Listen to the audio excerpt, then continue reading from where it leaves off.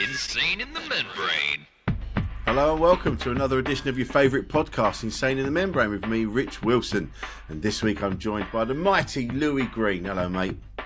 Hello, Rich. How are you? Yeah, good, mate. I'm very good. Nice to see you. Do we find you at home? Yeah, I'm at home today. I've got an unusually quiet week this week, which is nice. Oh, lovely. So, yeah. Make the most of it, mate. I say right. Quiet. The kids are at home, so. Oh, right. Yeah. It's I was just saying to you just now. We were just recording one of these with another guest, and little Bodie was kicking off the beauties of working from home. But you know, he's a baby. He don't know, does he? Although I'm sure I did see a look in his eye, like, "Yeah, I'm going to ruin your day, Dad." But that's my. They definitely know what they're doing, mate. They know what they do know what they're doing. How you been anyway? You good? Yeah, always. But yeah, life's good. Can't grumble. Yeah. Dad now, anyway. So, how are you finding it being a dad? It was a wake-up call, mate. I used to say that when anyone used to turn around and go to me like, "Oh, you'll be tired being a dad." I was like, "I'm a comedian. I'm always tired anyway." That being a dad's a different level of tired, isn't it? Yeah, I was the same because I'm like, I was cocky about it, going, "Well, I've done this before. I know how it goes."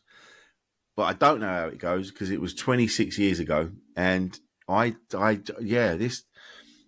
this level of tired it's not even like, you know, I've had my share of parties in the past where I've been knackered all day, but this is something my soul is weary. It's probably the most accurate description I've ever had of it as well. And the thing is, because we get in late from gigging and stuff like that, it's like, all we want to do is sleep at that point, but you know the babe's going to wake up at some point and you can't just rely on mum. Do you know what I mean? No. You just got to somehow find it within you. You got to dig deep and go, right, I just have to get on this because I have to make sure that this little spud lives. Yeah. And and it's how old are yours now? So I've got a stepdaughter who's 7, and then my daughter's 2.5 now. So yeah. Right. Although I have been saying 2.5 for about 4 months, so she's actually nearly 3 now. So. Oh, okay. Yeah.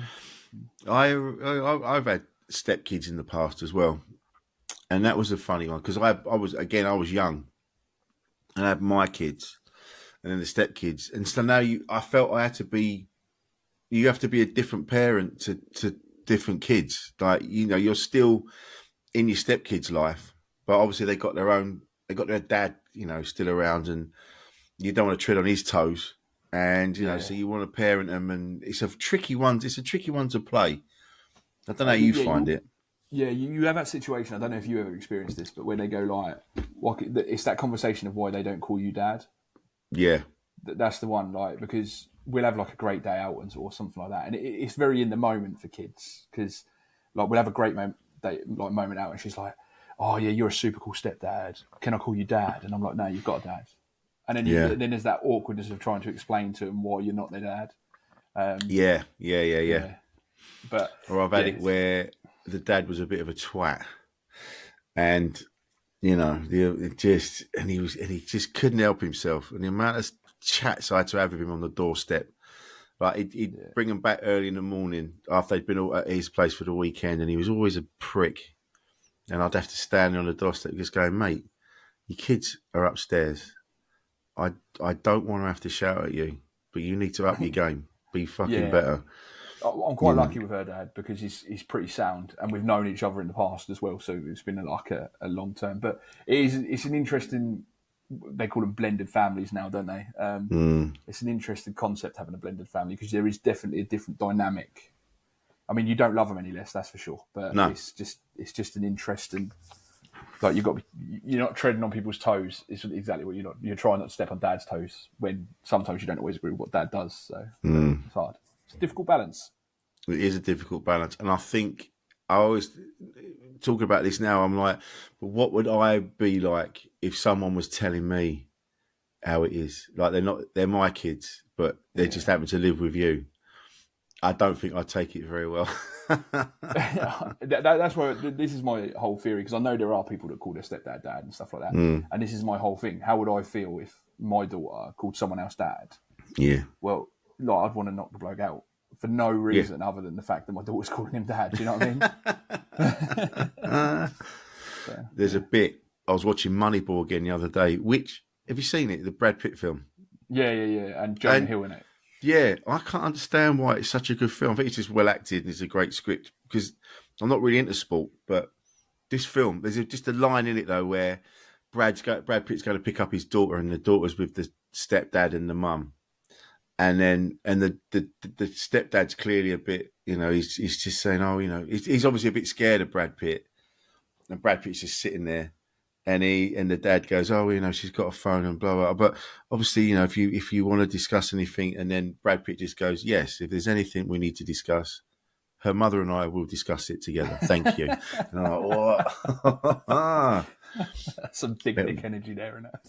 It was just that moment of like, fuck off, mate. I'm going to, if I need to do anything, I'll do it with the mum. You can just back off, bruv. But you've had a mad few years, Louie. You've had a lot to deal with. So let's talk. I don't really know how to get into this conversation. I never know how to get into this conversation. I'm not a trained interviewer. So we'll just get into it. You have a colostomy bag. And so I'm interested in how I want to know the story.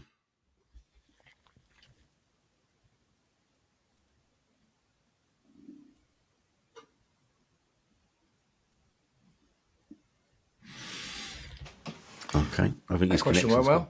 Yeah, he's like, fuck that, I'm going. Yeah.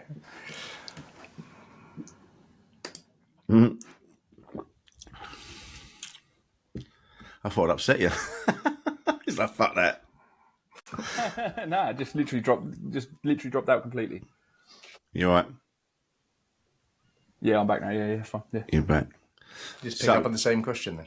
Yeah, we'll start from where we left off, if that's all right. Yeah, no dramas. Lovely. If you're all right, are you comfortable to talk about it?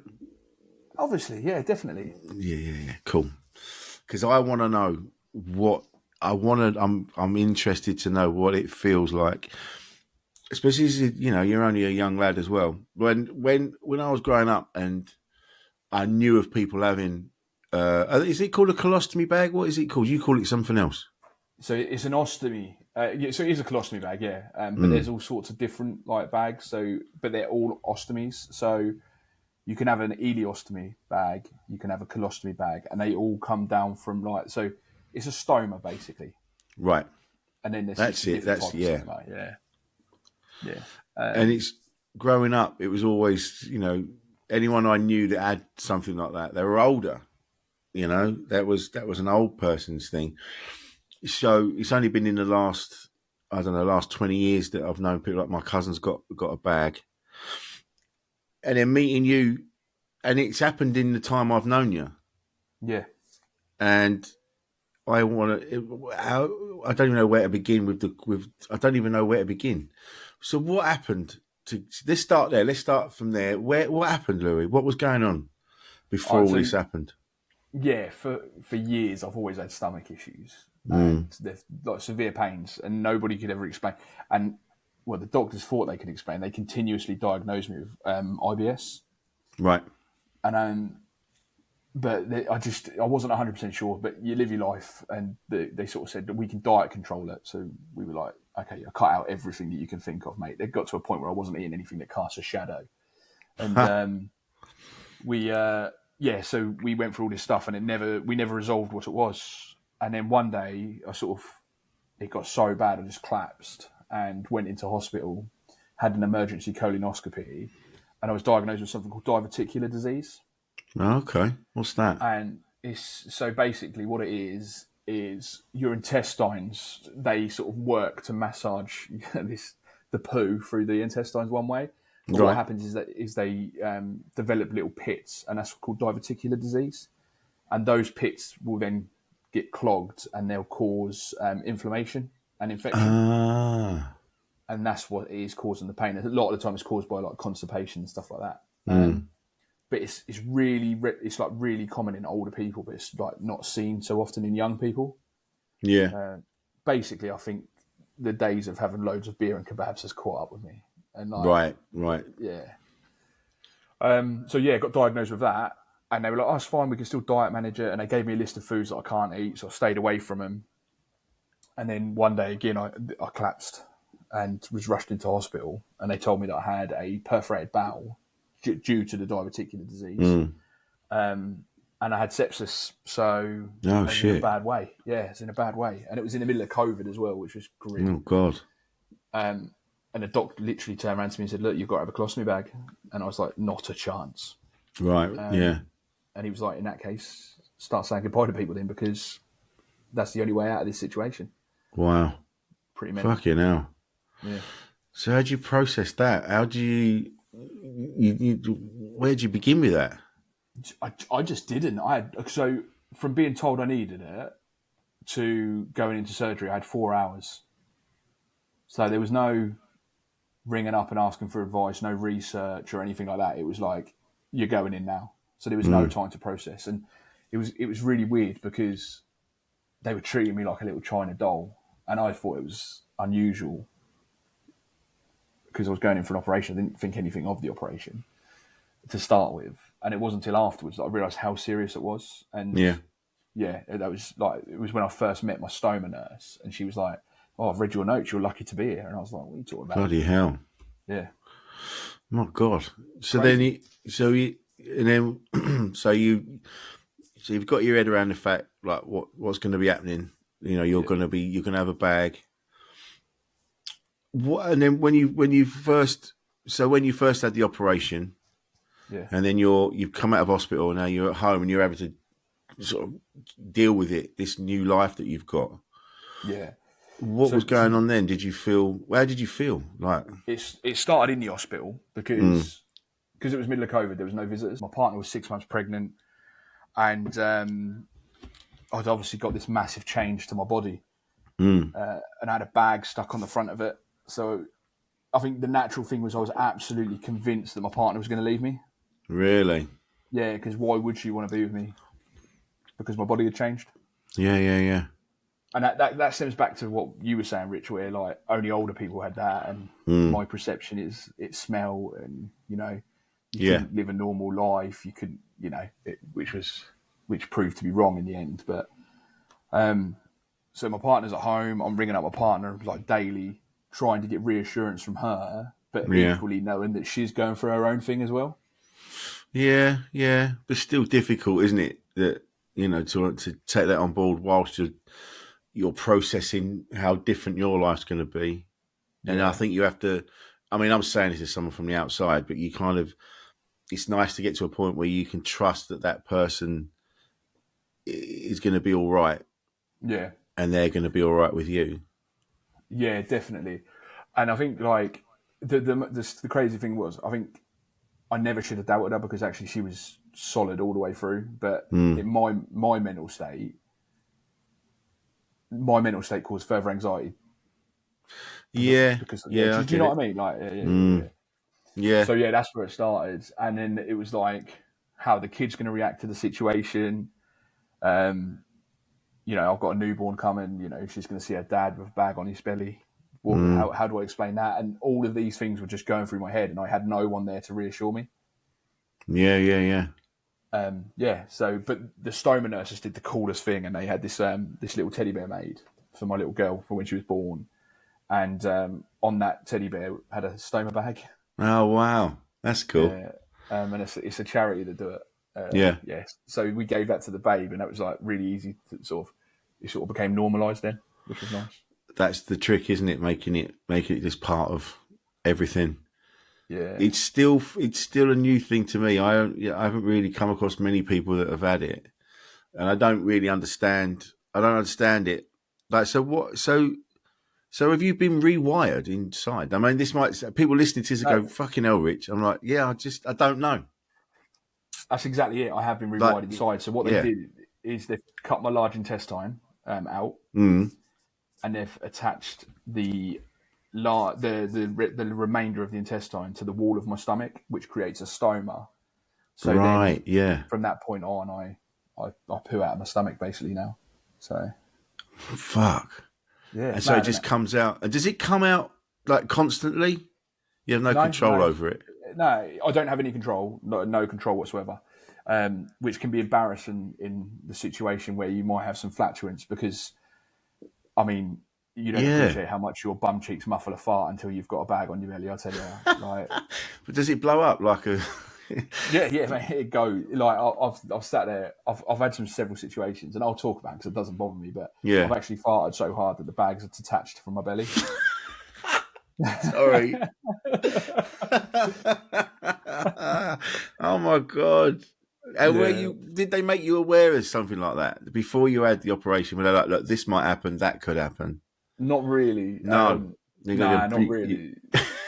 It was a situation that I've never sort of experienced, I must admit, until then. But it was like I just sat there and it just let rip because you've got no control. Like I say, it just let rip, and the bag just went, and I was like, "What the what?" Like, so yeah, you get and there's a lot of funny situations around it. Like because it's a bag and it's a closed bag, you know, the wind blows up and it's essentially a balloon on your belly by the end of it. You have to put one of those. Maybe you could swap it for one of those party favors, like the thing when you blow it, just for fun. Yeah, do you imagine? But there's a lot of the crazy thing was that there was a lot of adjustments for me, and like my worry about the kids adjusting to it was the least of my worries in the end because my little girl, bless her, my stepdaughter, she was only 5 at the time. And we do a lot of things where we go out together and we just spend time together to make sure that we've got the bond that I have with my biological daughter as well. Yeah. And one of the first things we did together when I came out of the hospital was go to the cinema. Right. And you're not allowed to eat certain foods when you've had a colostomy. So one of the things is popcorn. Oh, really? Yeah, because the kernels can like cause blockages and stuff. Oh, shit. Yeah, of course. Yeah. So we got to the cinema and we got to the counter and the lady and my stepdaughter turned around and was like, "Can I have some popcorn?" And the lady was like, "Oh, you'd like some popcorn?" She was like, "Yeah, but only a small one. Louie can't eat any. He's got a bag on his belly." Like just as blazing as that. That's cool. That she's all right. She's like, yeah, it's that. Yeah. Just an everyday thing. Yeah, everybody has one as far as yeah. Like, do you know what I mean? Yeah. Everyone knows about this. And so, yeah, I've had a lot of funny situations with it. And on the scanner, you can always see the bag on the scanner. So they love like searching me and stuff. And oh, shit, yeah, of I course. love going like into smuggling. a nightclub.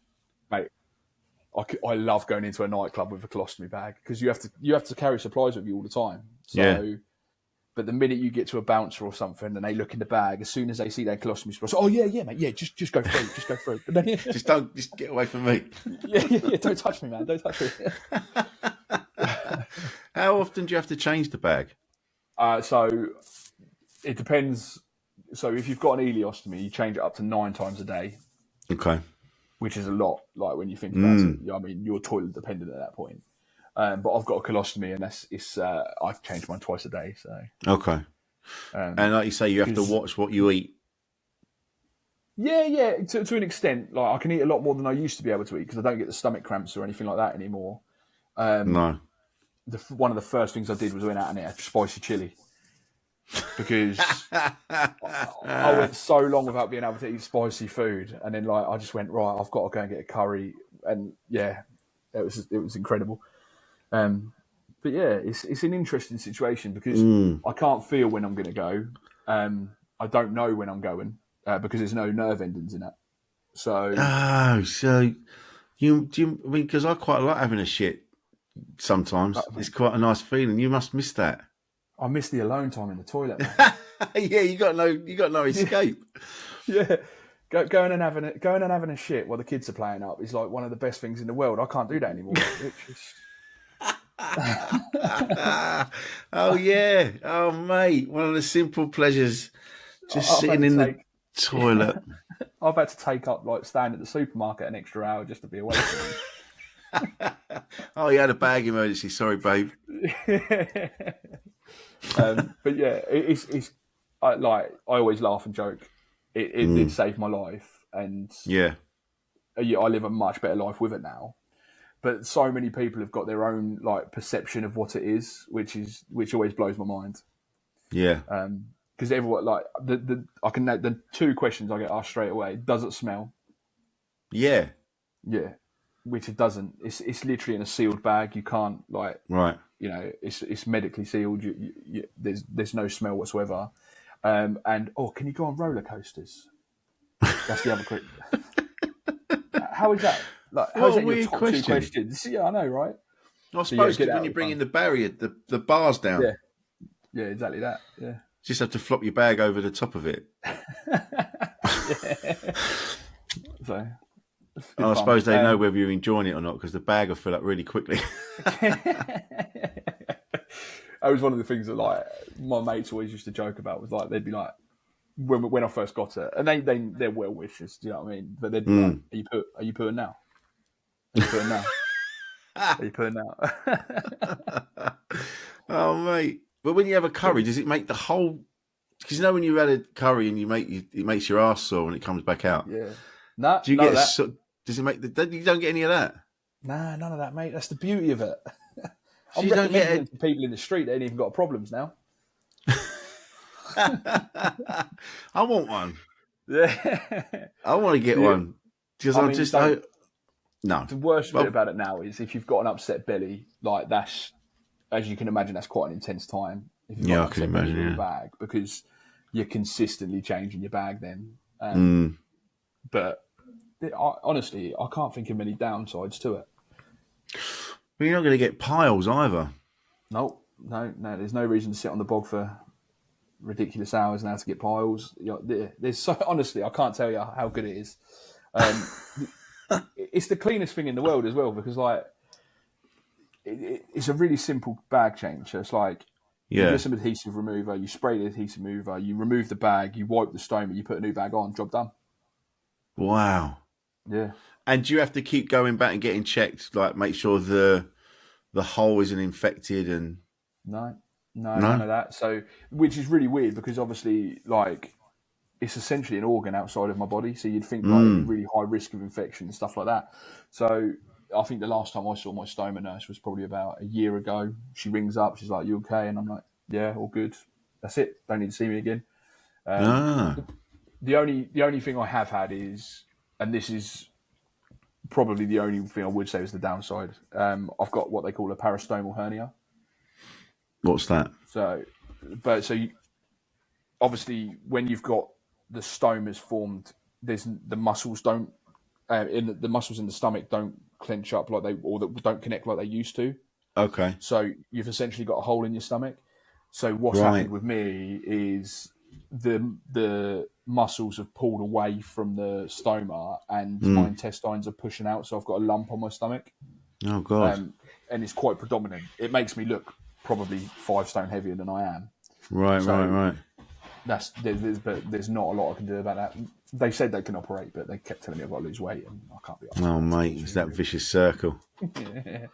Thing is, after all the years of stomach problems that you had, and now you don't have them, to then be told, "Oh, you better cut down on your eating." You're like, do you know how many years I had where I wasn't eating anything because you've got the joy of inside would fall out. You're a foodie as well, aren't you, Rich? I am. Do you know what I am? I'm not a foodie. I'm not a foodie, but I do eat a lot. Do you know what it is? And I'm trying to stop. Is that I'll go every journey. I'm like, I've got to have a sandwich, and I've got to have this, and I've got to have that, and I'll get a meal deal, and I'll get a bag of sweets, and then I'll get a drink, water or whatever. But then I'm like, I'm in the car for like 5.5 hours. So then like 2 hours later, I'm doing it again. Yeah. And you don't realise how many calories are in that. Oh, mate, 100%. I've piled on weight since becoming a comic, for sure. Oh, God, yeah. Yeah, so... But yeah, other than that, it's pretty simple, to be honest with you. Like I said, there's a lot of funny moments about it. There's embarrassing moments as well, and I'll touch on a couple of these because they are what they are. And people need to know about them. But like, I've had situations where I've been in bed with my partner and it's leaked while I was in bed. Oh, shit. Because you do get leaks and stuff. And although it's the most mortifying experience for me in the world, I'd got an upset belly at this point as well. So I just got up and I was like, Oh man, it's just everywhere. And my partner's been absolutely heroic. She's just gone, right, get in there, get yourself sorted. I'll do everything else. Oh, mate. But so there are downsides to it, but then it's what it is now. Few and far here. between. Yeah, that's the main thing. I think you got to remember that you're here, Yeah. isn't it? And what's it? How is it attached then? Is it adhesive? Did you say? Yeah, so it's got like a rubber sort of adhesive disc around the edge of it, and it just sticks to the stomach. And actually, the stickiness of it is like you can't get it off without an adhesive remover. Oh, really? So, yeah. So if you imagine like that sort of tight seal is what stops it from smelling and stuff like that. So, yeah, it's a marvel of where we've come because I mean, just to give you some of the stats, there's like 180,000 people that have got stomas in the country, and most of them would have died without them. So, like, it's there's no two ways about it. It's a life-saving surgery. It's called a Hartmann's procedure. Not that you're gonna ever want to know about that, but it's quite. Never heard that before. No. No, it's quite. It's quite incredible. But the interesting thing is, like, it's the bit that they've cut out of me is what they call the departure lounge, which is where the poo sort of stiffens. Okay. So actually, it's just like, it's just a soft texture all the time. So actually, it's not like I've got a t-shirt on and you can see like a shape of anything. It's you know what I mean? It's it's pretty. It's cool, to be fair. Oh, so it just goes straight into the bag, and then I suppose. See, I didn't even know that. I didn't know that there was a bit where it kind of sits and ferments. It ferments. It proves, and then you go and poop it out. Yeah. But it's go on. No, I was just gonna say it's a mad situation, and nobody really knows about it either because, like you say, most people are embarrassed of having it, which is crazy because anything that gives you another shot at life, what's that to be embarrassed of? Oh, absolutely. And anyone that was to give you any shit about it would be. Pardon the pun, yeah. Yeah. I don't need any more shit. I thought you were convinced you were going to get through this without a poo joke, Rich. I mean, I did it unintentionally as well. I can't help it. But it must have been a day, like when you first had it and you first having to leave the house and you must have been a bit apprehensive. I think like most things, there must have been a day when do you know what? Fuck this. I'm not going to feel like this now. It is what it is. It's part of my life. I'm just going to fucking have this. I'm going to just get on with it. Hit it head on. Do you know what the absolute truth of it, Rich? The first 3 months, mate, I was probably more depressed than I've ever been in my life. Oh, really? Yeah, because I just didn't know how to process what I'd got, and still convinced that my partner was going to leave me even after 3 months. It was like, oh yeah, but she's with me now because it looks bad if she leaves me now, sort of thing. Do you know what I mean? Oh, right. And all these stupid things going through your head, and although you can get up and about, you're not really up for going out, so you don't see anybody. And I was in a bad place, and it was probably, I don't know, maybe 2 months after it happened. My partner said, "Well, let's stick a picture of you showing your back on social media," and I was like, "Don't be stupid. Why would I do that?" And some friends of mine, for a laugh, they'd brought me like bag covers because you can get covers for your bag that have like got details on and stuff like that. I've got like a leopard skin one, and I've got a West Ham one, and you can get all sorts, mate. They're great. There's a West Ham one, mate. I've got a West Ham one. Like, there's a picture of me knocking about with it.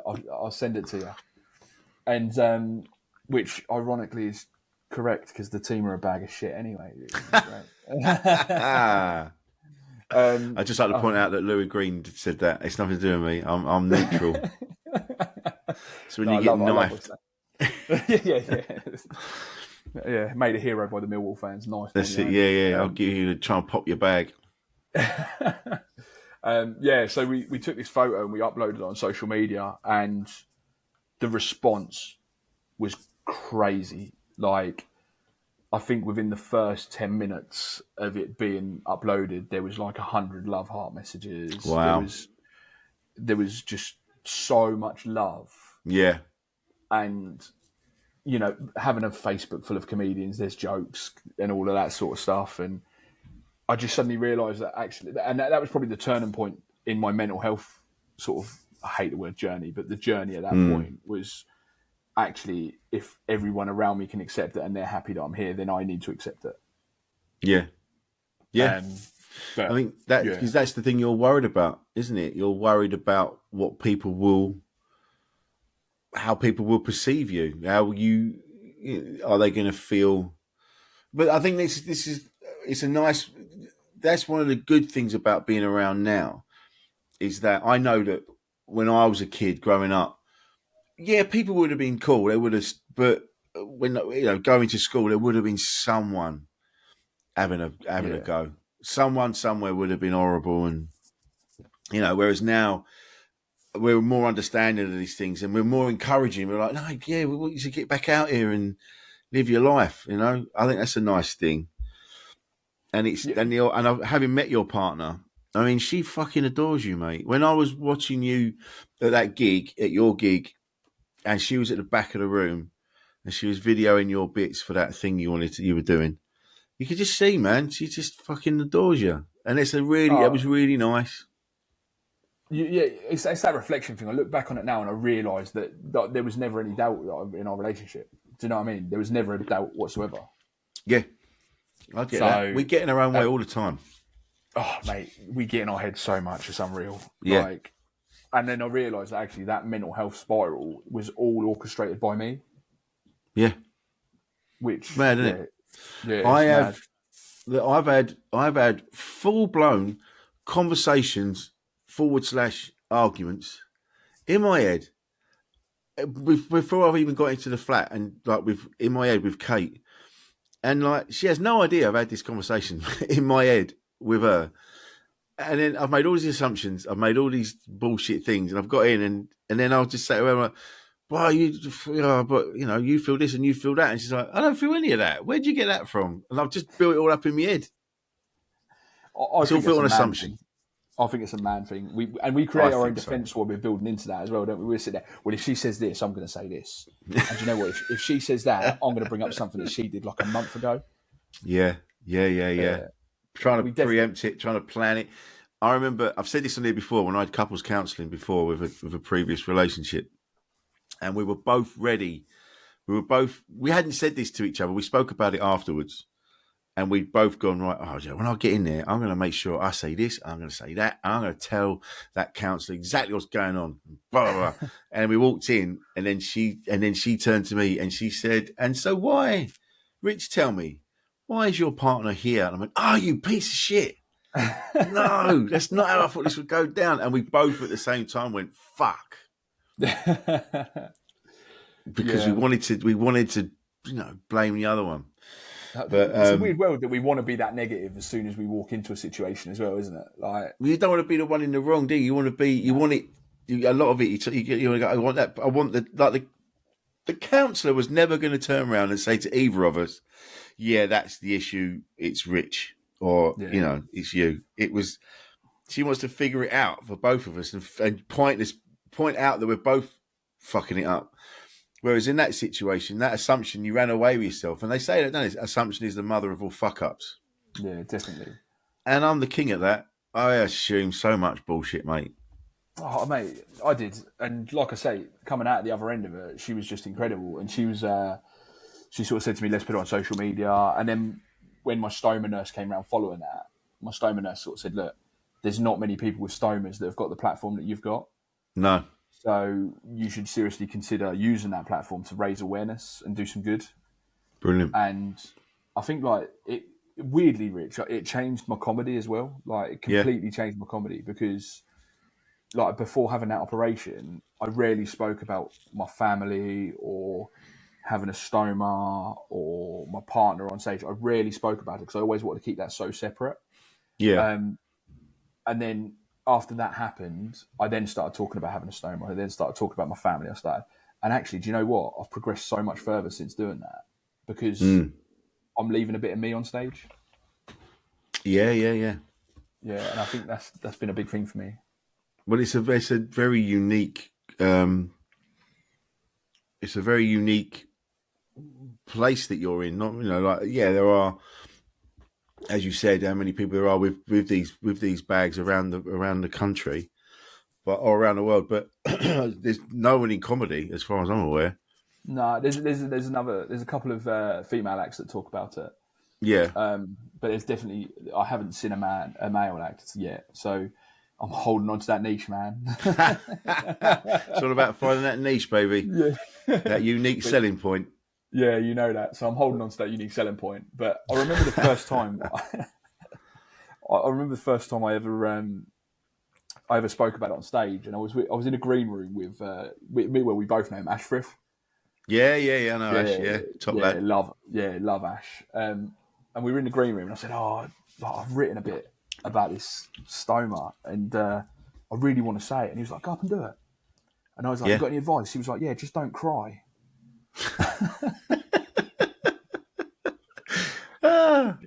And I was like, oh, thanks. And I got up and I did it, and I walked off, and he was like, mate, that's a great bit. But this is it. Unless you do it, you don't know. Nah. How did it feel going up on stage the first time when you'd had the operation, you were back out gigging? How did you feel before? Were you worried that people would see it? And the first time I came back again, it's another friend of ours, Bobby Mayer. Yep. I was on stage and he was closing, and I walked off stage and he sort of went, did you enjoy that? And I was like, not really. Yeah. I had a good gig. I was just like, not really. He was like, you are not talking about what you want to talk about, and you can see that. And it was one of them moments where my mind just went, because Bobby has that effect on you sometimes, where he says something, your brain just goes, what the hell? And he said to me, start thinking about what you want to talk about on stage, find your voice thing that they say. So I went away and scrapped everything I was doing, and I rewrote my set to involve the stoma, involve my family and stuff like that.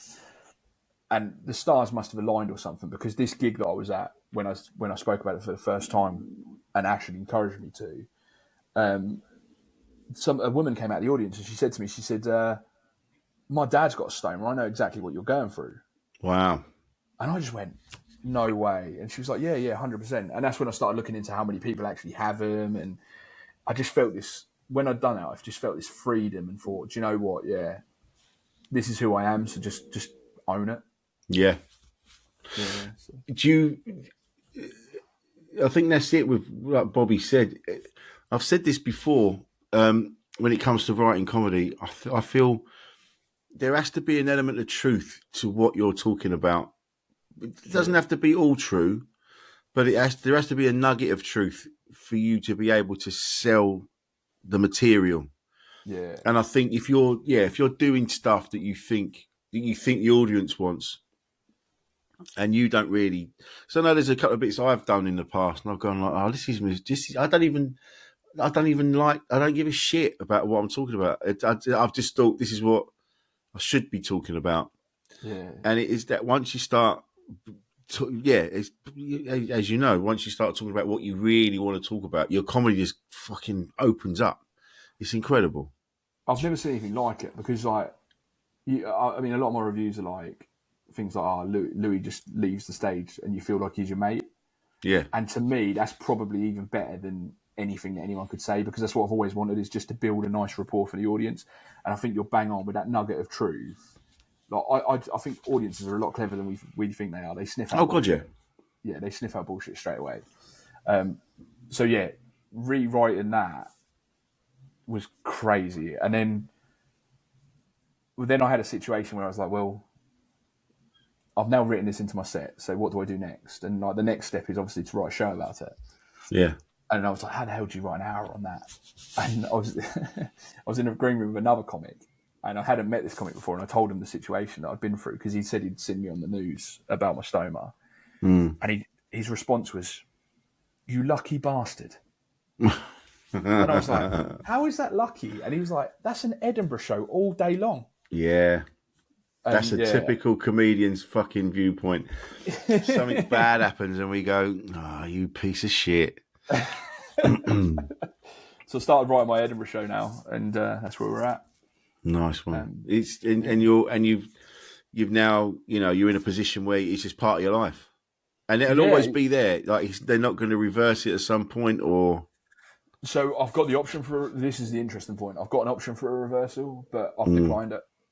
Oh, really? Yeah, because there's a couple of things. So the operation's really risky. It's actually more than one operation as well. And the operation can leave you with something called short bowel syndrome, which means you're toilet reliant. Oh, really? Yeah. So what does that mean? You're just on the toilet all the time? Yeah. If you need to go, you've got about 3 seconds from knowing you need to go to get into the toilet. So I've had a few like that.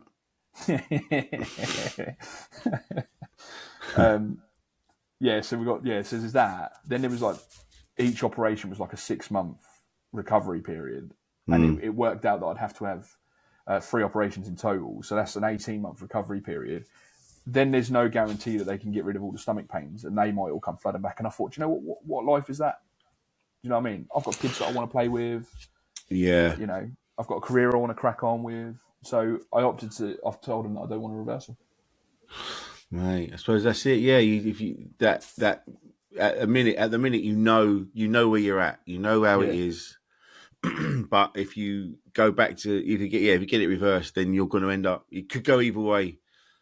So yeah, you're right. Why would you put yourself through that? If you're happy with it as it is, and it's working for you, and you're getting on with your life, then as much as having a time on the loo is important, it's lovely.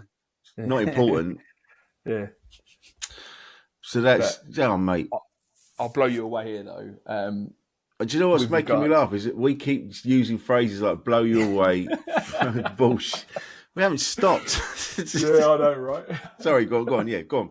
Blow me away, Lou. Blow me away. No. So, with my decision to not have a reversal, which means I'm going to have something called a Ken butt, right? What? So basically, they're going to sew my bumhole up. Straight up. Okay. You can laugh. Don't worry about it.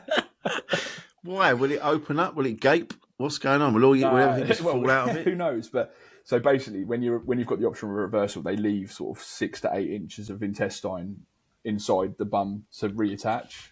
Yeah. And that only lasts for so many years because it can cause cancer and stuff like that. So they'll remove it to reduce the risk of cancer.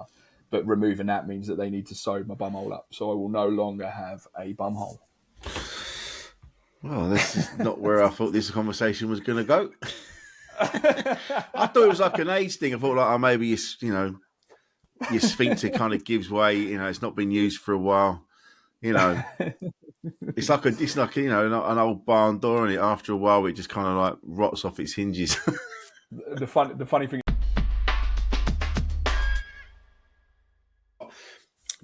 This is the thing, right? Us comics, most of the things we do now, they're via the internet. They're at home.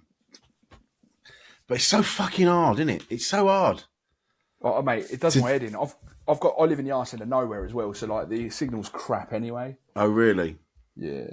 So. Oh, mate. Well, because you genuinely just went off then. And I was like, all right, well, he'll be back in a minute. So we're just chatting away about what we've got to do. No, you're all right. Don't worry. I imagine if we'd been slagging you off, that would have been embarrassing. Oh, mate, I've had that before. Like where, to be fair, it wasn't slagging me off. I did a gig and I was recording my gig, like we all do, and the promoter leant over to another act and went, "Cool, he's got good, isn't he?" And I was like, what? And I could hear it on my. So I clipped it and sent it to the promoter. He was like, "Thank fuck, it was positive." Yeah. I remember doing a gig for Daryl Martin, Just a Tonic, and you could see him in the box. Yeah. So he was watching the show in the box. And I remember this is when I was at my flat in East London, and the internet quality was so bad. And I could see him get annoyed. I'd had a drink. I'd been drinking that afternoon, and I'm doing the gig, and I can see him just pulling faces and being a prick. And I'm just in the middle. I just went, I can fucking see you, Daryl. I can fucking see you. It's not my fault, mate. It's not my fault. She took the good internet. She took the good laptop. I'm fucking doing what I can with baked bean cans, you fucking twat. Oh yeah, mate. Fucking hell. But you're in a better place now. I've seen you. You've embraced it. you know, the last time I was with you, you know, you're having a great time on stage. It's almost like it's like you're a different person. You've been reborn. Yeah, definitely. It's definitely how it feels as well. Do you know what I mean? I've got a whole new outlook on life, and you know, yeah, I just realised that you never know when you're going to check out, so fucking make the most of it. Do you know what I mean? And I know that's Fucking really make the most of morbid, it, mate. but yeah, Do you know what? The more conversations I have with people, the more I realise that you're so right. I was talking to Laura Smith about this before because we were talking about because she got diagnosed with cancer and thankfully she's out the other side. But I was just saying I've got a friend of mine messaged me a little while ago and to basically say goodbye, and that was like, what the fuck do you do with that? yeah, And then someone else that's really close to me, they've just been diagnosed with breast cancer, and you're just like, do you know what? Despite all the shit that I moan about, it's like I still haven't got to deal with that. Like the shit you've gone through, I'm like, do you know what? That I need to just fucking have a word with myself. I'm doing all right, yeah. I must admit, like it's a weird situation because as I'm getting older as well, I'm starting to like I remember having a period in my life till I was about, I don't know, 25, 26, where I hadn't known anyone that had passed away. Yeah, And now I'm knowing people that are like my age that have passed away, and it's just like, I want, don't get me wrong, I'm not in a situation where I feel down or anything like that, but I just sit there thinking, where would I be if I hadn't have had this wake up call, and would I still be just skulking about? And do you yeah. know what I mean? Yeah, But that's it. Sometimes it doesn't need to necessarily be as extreme as what you've been through, which is completely life changing. Like, yeah, I know we've joked today, and anyone listening, it sounds like I'm being flippant, but I'm not. This is how you deal with things is, you have a bit of humor about it. But so then, you do have to you are in a position now where you can just go, fuck it. yeah. Fuck it. I've been through the worst. I'm now going to get out there just in case anything else happens. I think, Yeah, I mean, it gives you just an opportunity to appreciate everything, and like it's Yeah. weird. Like this is going to sound so cheesy, but that sun shines a bit brighter. Do you know what I mean? That Yeah. everything just feels a little bit better because you've had this second opportunity. So yeah, So can crazy. you mentioning cheese? Can you have cheese? You're Yeah, not mate, lactose intolerant or anything like that. mate. Even if I couldn't have cheese, I'd be eating cheese, bro. This is the one problem I have. Like Kate said to me the other day, she goes, "You know what? All we do is eat pizza, but in different forms. It's always bread, cheese, and something. You know what I Yeah, mean? 100%. Oh, mate, I'm a sucker for bread. Bread's my one. Like they Same. told me when I had my operation, they were like, "Don't eat any more seeded bread," and I've completely ignored that advice. Oh mate, I can't handle. I love an uncut loaf, a fresh uncut loaf. I Yeah, will fucking holler out the middle and fuck it. I love it so much. I love it. Bread is I'm turning into bread. That's why I'm getting so big. But Louis, mate, honestly, it's been lovely having you on. And I'm sorry, I apologise if the questions were a bit clunky and a bit intrusive, but I wanted to just get better understanding for myself because I haven't really spoken to anyone who's had this before, and anyone who's listening. I wanted, I asked the questions in this way so people can maybe, figure it out for themselves. But yeah.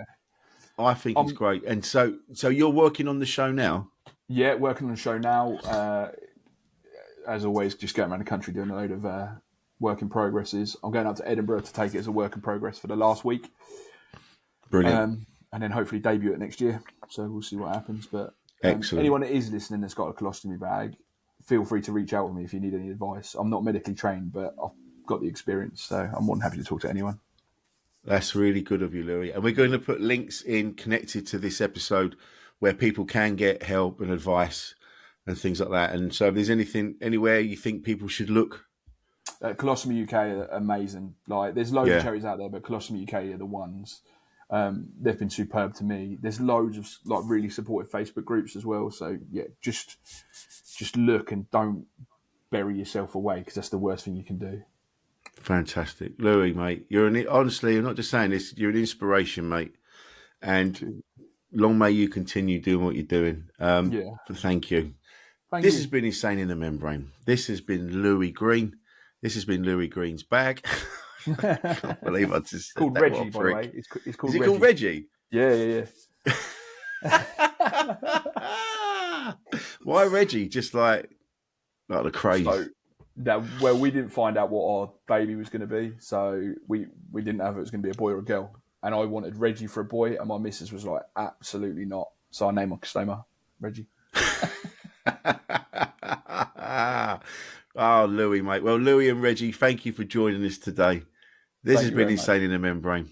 I've been Rich Wilson, and we will see you next time.